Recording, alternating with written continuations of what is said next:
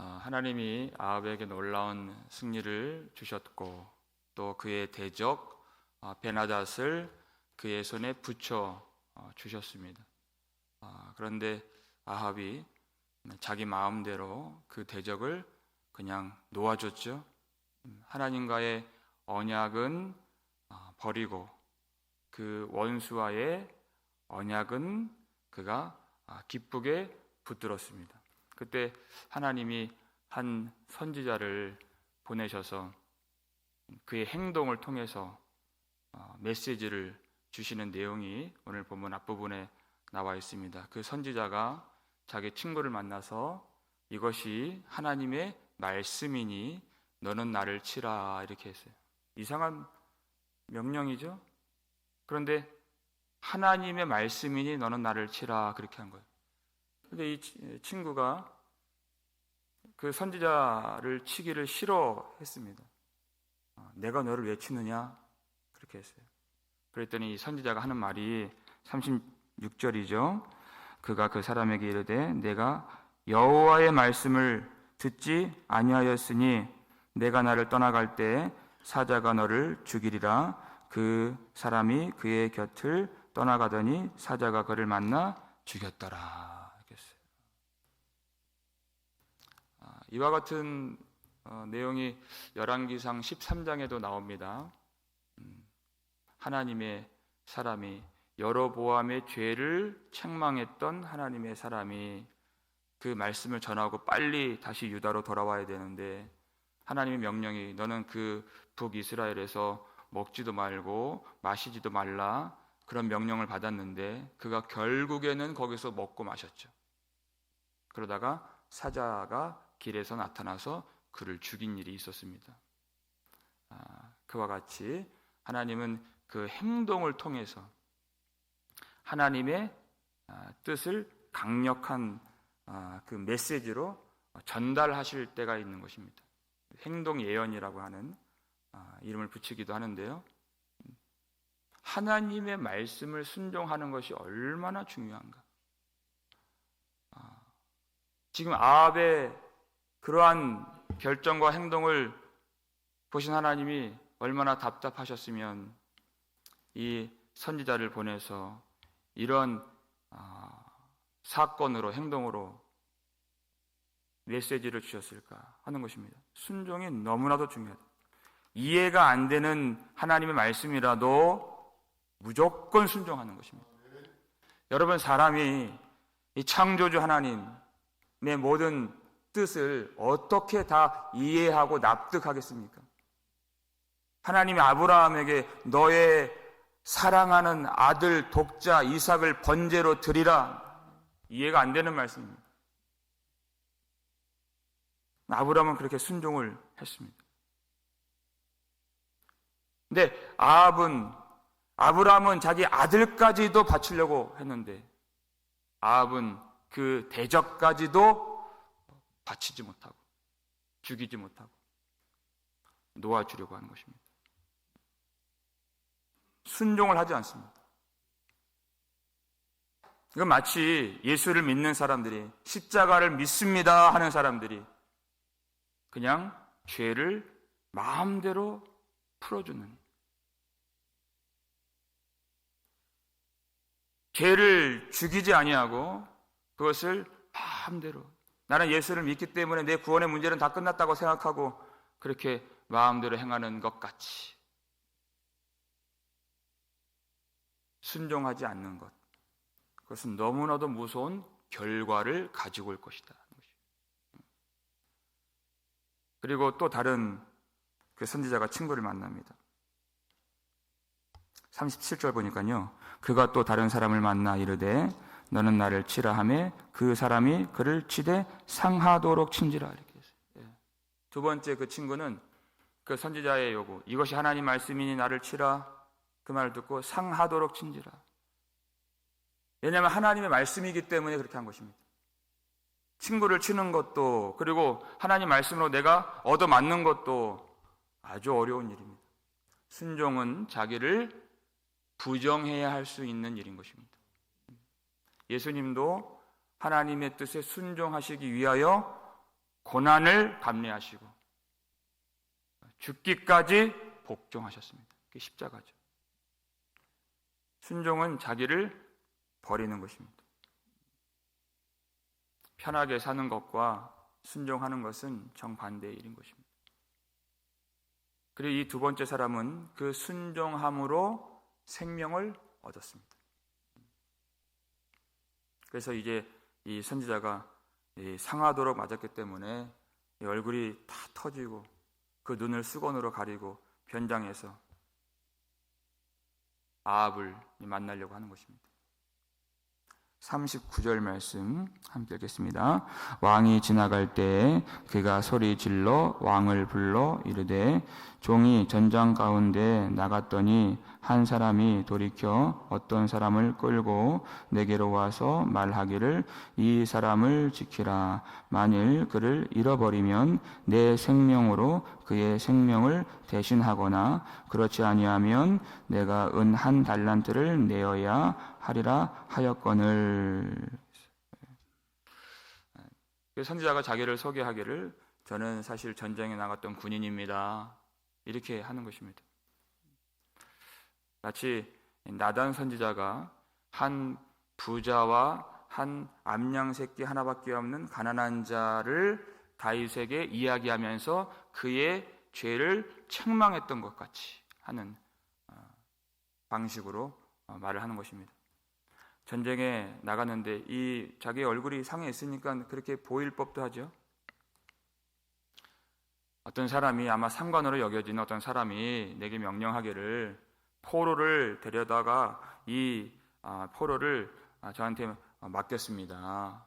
근데 이 포로를 만약에 잃어버리면 응당 대가를 치르라고 했습니다. 그의 생명을 대신하여 나의 생명을 바치거나 아니면 은 한 달란트를 내는 것 중에 하나를 해야만 하는 그런 상황이었습니다. 반드시 대가를 치를 것이다.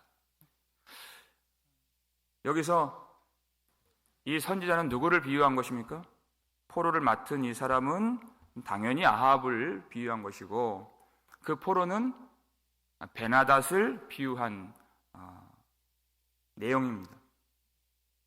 그런데 그가 뭐라고 또 말을 합니까? 40절 말씀 함께 읽겠습니다. 종이 이리저리 이를 볼 동안에 그가 없어졌나이다. 이스라엘 왕이 그에게 이르되 내가 스스로 결정하였으니 그대로 당하여야 하리라 하는 것이에요. 내가 이 포로를 담당하도록 맡았는데 그를 잃어버렸습니다. 아합에 대한 이야기를 지금 하는 것이죠. 그런데 중요한 표현이 종이 이리저리 이를 볼 동안에 여기 있어요. 이리저리 이를 볼 동안에 명령은 받았는데 그 명령에 주의하지 않고 자기가 자기 마음대로 자기 일을 보았다는 것입니다. 이게 문제죠. 하나님의 말씀에 왜 순종하지 못하는가? 우리의 관심과 우리의 모든 생각이 어디에 있는가 하는 것이 자기의 일을 보는 동안에 하나님의 말씀에 주의하지 않고 하나님이 맡겨주신 그 일을 감당하지 않고 하나님을 생각하지 않는 것이 자기 일을 보는 동안이에요. 자기 일을 자기 사업과 자기 가정과 자기 안위와 자기의 꿈과 자기의 비전 자기 일밖에 보지 않는 하나님을 생각하지 않는 것입니다. 얼마나 많은 은혜를 받았습니까? 아합도 큰 은혜를 받았고 우리도 말할 수 없는 은혜를 받았는데 우리가 참 하나님의 말씀에 주의하지 못할 때가 많이 있는 것 같습니다. 요한일서 2장 15절 보니까 세상이나 세상에 있는 것들을 사랑하지 말라 그랬어요. 그 이유가 있죠. 세상을 사랑하는 자는 그 속에 하나님을 사랑하는 것이 있지 아니하니 이렇게 되어 있습니다. 세상을 사랑하는 만큼 하나님을 사랑하지 않는 사람이기 때문에. 근데 우리의 마음속에, 생각 속에, 우리의 언어와 우리의 모든 선택 가운데에서 세상을 사랑하는 그 길로 갈 때가 참 많이 있는 것 같습니다. 오늘 이 아침에 하나님 앞에 은혜를 구하지 않을 수가 없고, 하나님 나의 길을 붙들어 주옵소서 기도하지 않을 수가 없는 이유가 바로 여기에 있는 것입니다. 너무나도 가련한 모습, 자기 일밖에 생각하지 않는, 종일토록.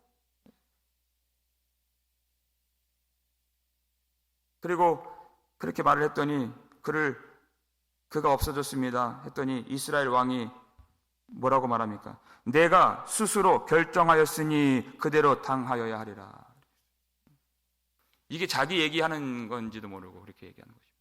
네가 스스로 결정하지 않았느냐. 여러분, 맞습니다. 불순종하는 건요, 스스로 결정하는 것입니다. 그래서 응당 대가가 임하게 되는 것입니다. 우리는 여러 가지 핑계를 댈 때가 있습니다. 몰라서 그랬습니다. 실수로 그랬습니다. 연약해서 그랬습니다. 우리는 연약하다는 말을 많이 해요. 그렇지만 그것으로 핑계할 수가 없는 것입니다. 우리가 연약하기 때문에 주님을 의지하라 그랬습니다. 힘이 없기 때문에. 그러면 주님을 의지하고 주님을 바라보고 간구하면 큰 권능을 주신다 그랬습니다. 연약한 것이 핑계되지 될 수가 없는 거예요. 왜? 내 힘으로 하는 것이 아니기 때문에. 성령의 능력으로 육신의 죄를 죽이라 말씀하셨기 때문에.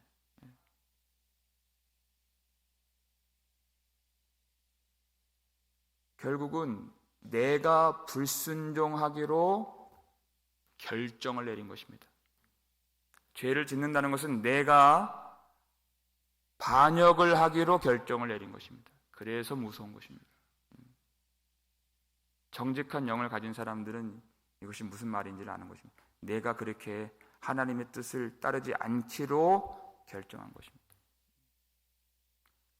근데 그것이 지금 이와 같은 이 선지자의 말이 사실 아합의 죄를 책망하는 그런 말이었죠. 그가 결정한 것입니다.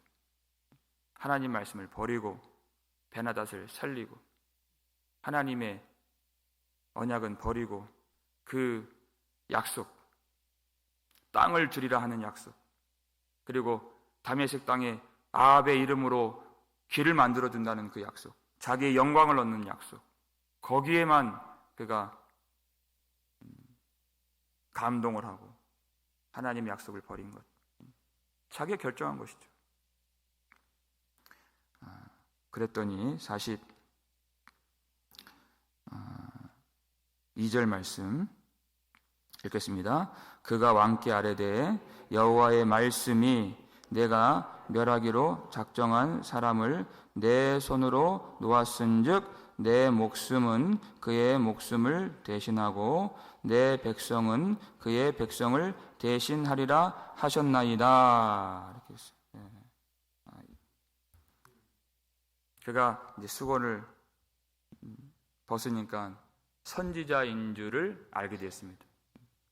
지금 이 이야기는 사실 아합 왕 당신의 말씀입니다. 당신에 대한 하나님의 심판의 말씀입니다. 그 베나닷 왕을 놓아 주었으니 당신은 응당 대가를 치러야 됩니다. 그의 생명을 대신하여 당신의 생명을 하나님이 취하실 것입니다. 죽음으로 밖에 그것은 갚을 수가 없는 것입니다. 아합에 대한 심판의 내용이었습니다. 하나님을 알지 못하는 것이 얼마나 무서운 일인지, 하나님의 뜻을 알지 못하는 것. 그 왕이 살려달라고 왔을 때 하나님의 뜻을 구하지 않은 것. 하나님이 말씀으로 무엇을 명령하셨는지를 그가 깨닫지 못한 것. 그래서 자기 마음대로 생각하고 마음대로 결정하고 마음대로 행한 것이 얼마나 무서운 결과를 그에게 가져다 주는지. 여러분, 아합을 망하게 한 것은 다른 사람이 아닙니다. 아합 자신입니다. 누가 우리 인생을 망하게 만들겠습니까? 자기가 스스로 결정하고 자기가 스스로 그 멸망의 길로 가는 것입니다.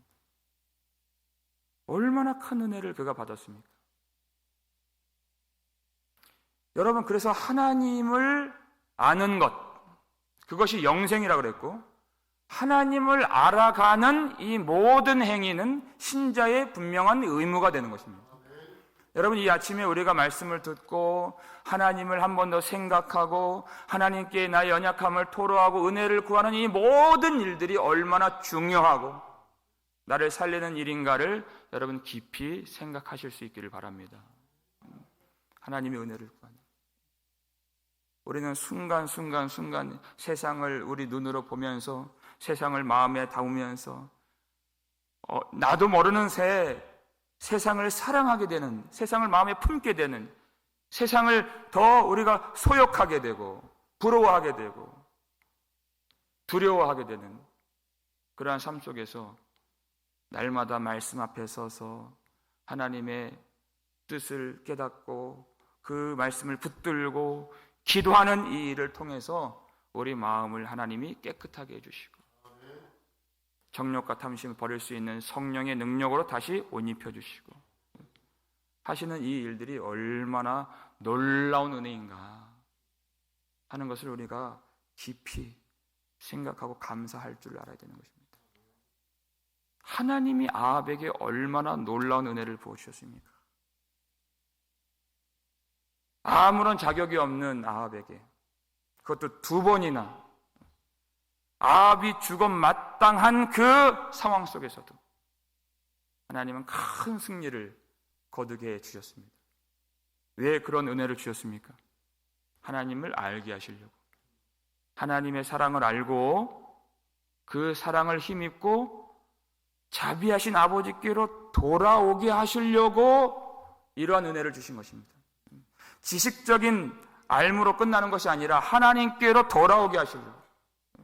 그가 죄가 많지만 그 순간 죽어 마땅하지만 그럼에도 불구하고 돌이키는 자에게 놀라운 용서의 은혜를 베풀어 주시는 하나님 앞에 회개할 수 있도록 이 은혜를 주신 것입니다. 은혜의 목적은 무엇입니까? 회개가 망가진, 회개가 안 되는, 마음이 굳어버린, 마음이 돌 같은 그런 자에게 스스로 회개할 수 없기 때문에 먼저 사랑하시는 하나님, 먼저 은혜를 베풀어 주신 하나님, 그 하나님께서 놀라운 자비와 사랑을 그에게 베풀어 주신 것입니다. 회개할 수 있도록. 그런데 그 회개를 버린다면 어떻게 그가 구원을 받을 수 있겠습니까? 회개를 버린다면 그가 어떻게 하나님이 주시는 그 풍성한 용서의 은혜를 받을 수 있겠습니까?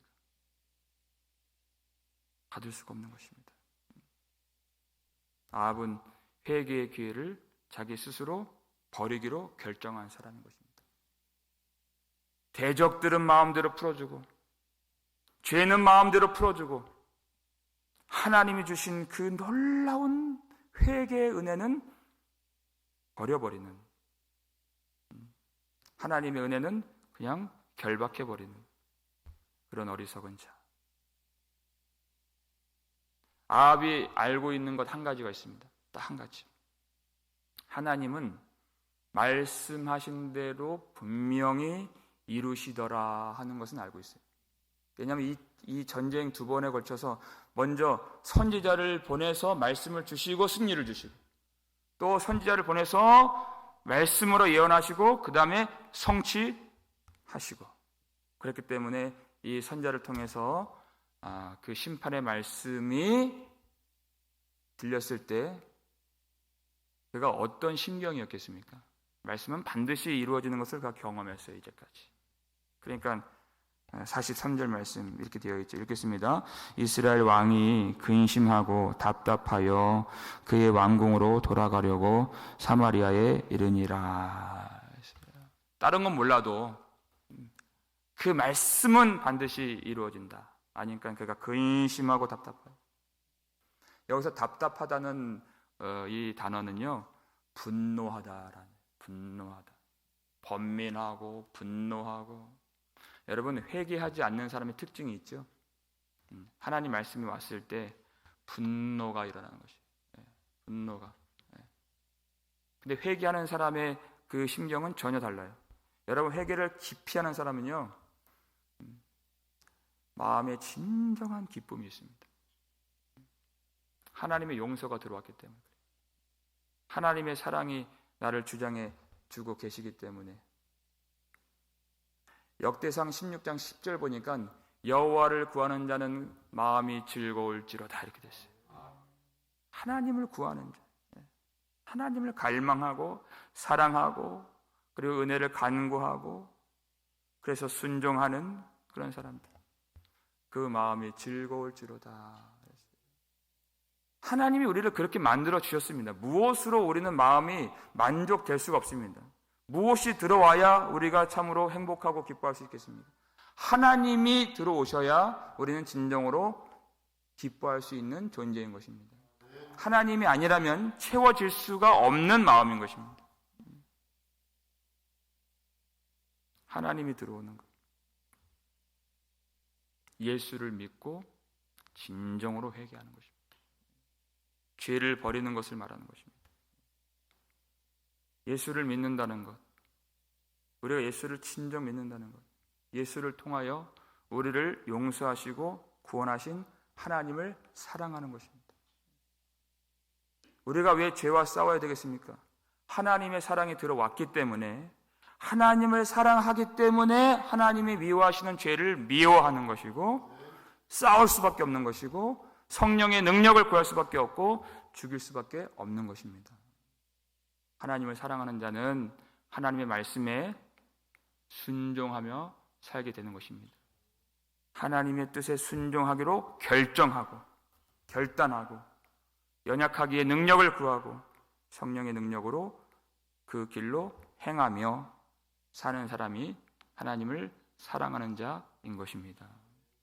하나님을 사랑함으로, 하나님을 전심으로 구하심으로 마음의 즐거움이 가득한 저와 여러분 되시기를 주의 이름으로 축원합니다. 하나님을 사랑하시되 온 마음으로 온 힘을 다하여 사랑하심으로써